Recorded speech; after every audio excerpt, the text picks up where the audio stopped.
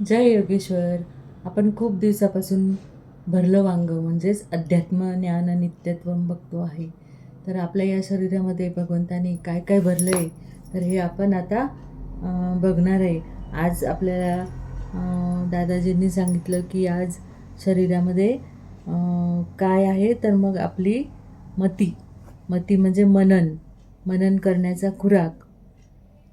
तर अध्यात्म म्हणजे काय, तर साधना. आणि शरीराची किंमत केली पाहिजे. तर मती मती म्हणजे मनन मनन करण्याचा खुराक.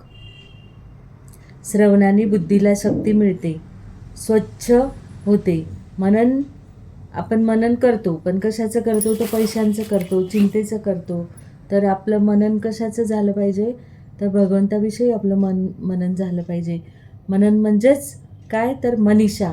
मनीषा म्हणजे इच्छा, स्वतःचे इंद्रिय. मनीषा म्हणजे काय, तर इंद्रिय, स्वातंत्र्य इंद्रिय. मन कसं आहे, तर मन आपलं खूप चंचल आहे. तर या चंचल मनाला आपल्याला शांत म्हणजे भगवंतामध्ये विलीन करायचं आहे, भगवंतामध्ये गुंतवायचं आहे. तर याच्याकरता आपल्याला काय करावं लागेल, तर अद्वैत म्हणजे एकमेव एक. मन एकाग्र करावं लागेल. शक्ती सहकाराची वाढली पाहिजे. त्याच्याकरता आपलं मन, बुद्धी, शक्ती आणि अहंकार हे आपले पॉवरफुल झाले पाहिजे. तर दादाजी आपल्याला एक उदाहरण सांगतात की एक व्यापारी असतात.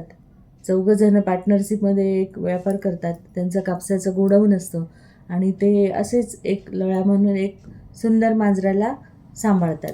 आणि त्या मांजराला मग काय, सगळेजण एक एक पाय वाटून घेतो. आणि मग प्रत्येकजण आपल्या पायाला काहीतरी कापड लावतं, कोणी काय लावतं, कोणी घुंगरू बांधतं. आणि असं मग ते मांजर सगळीकडे इकडे तिकडे फिरत असतं. आणि एकदा काय होतं की एक पाय त्याचा दुखावला जातो, त्या मांजरीचा. आणि म्हणून मग काय करतो, ज्याचा जो पाय असतो तो त्याला मलमपट्टी करतो आणि तेल लावतो. त्याच्यामुळे मग ते मांजर इकडं तिकडं फिरतं. ते दिव्याजवळ जातं. दिव्याजवळ गेल्यामुळे मग दिव्यामुळे त्याच्या पट्टीला, कापडाच्या पट्टीला आग लागते.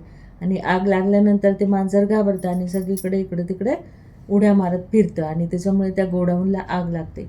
आणि आग लागल्यामुळे काय होतं की ते गोडाऊन जळतं. पण जे पार्टनर असतात ते डोकं लावतात आणि ते म्हणतात की आता हे आपलं गोडाऊनला आग लागली, पण या मांजरीमुळे आग लागली. आणि ही मांजरीचा पायाला पट्टी बांधल्यामुळे ते पट्टी लावून ते मांजर सगळीकडे फिरलं म्हणून आग लागली. तर यांनी आम्हाला सगळ्यांनी सगळ्यांना 1-1 लाख रुपये दिले पाहिजे.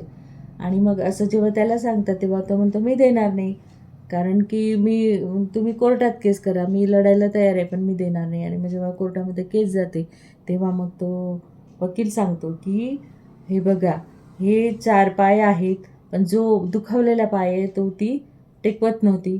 आणि म्हणून ही जी आग लागली आहे ती या 3 पायाने लागलेली आहे. आणि त्याच्यामुळे या तिघांनी मिळून या चौथ्या म्हणजे या भागीदाराला पैसे, नुकसान भरपाई द्यावी.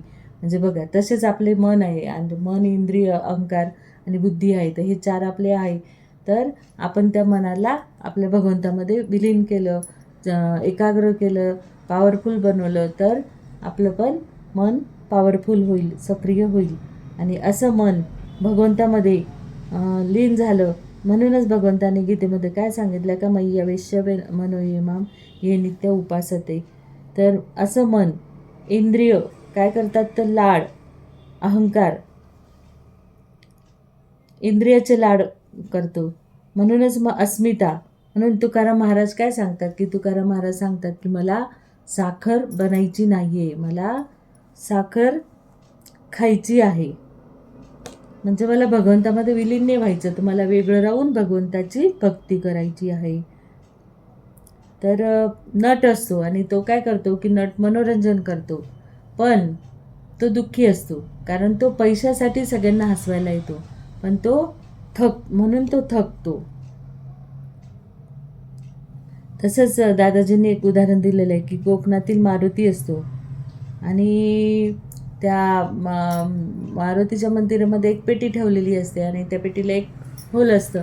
आणि म्हणून काय करतो की एक मुलगा जातो आणि त्या होलमध्ये हात घालतो. त्याच्यामध्ये असतं विंचू आणि मग तो विंचू डंख मारतो त्याच्या बोटाला.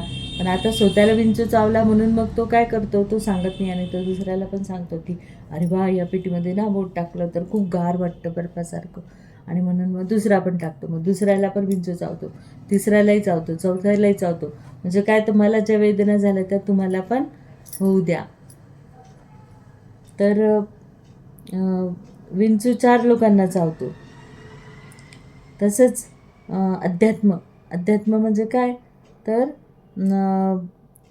अध्यात्म आपल्याला काय सांगतं की तू पराधीन आहे बुवा. म्हणजे अध्यात्मामध्ये स्वातंत्र्य पाहिजे. उदाहरण घ्यायचं झालं तर जेव्हा मनुष्य ऑफिसमधून घरी येतो तेव्हा पत्नीचा चेहरा जर हसरा असेल तर त्याला खूप आनंद होतो.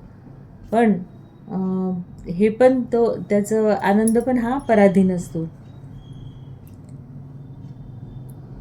म्हणून पूजनीय दादाजी सांगतात की आपल्यामध्ये प्रेम पाहिजे, पण कसं पाहिजे, तर ज्युती म्हणजे रोगाने दुर्बळ भावना नको. तर वयोमानानुसार माणूस भावनिक होता आणि त्याच्या डोळ्यामध्ये अश्रू येतात. पण अश्रू हे कसे पाहिजे, तर निस्वार्थाचे पाहिजे, स्वार्थाचे नको. म्हणून जेव्हा भाऊफेरीला आपले भाऊ जातात, ताई भाऊ, तेव्हा अख्ख्या गावाला ते निस्वार्थपणाने प्रेम देतात.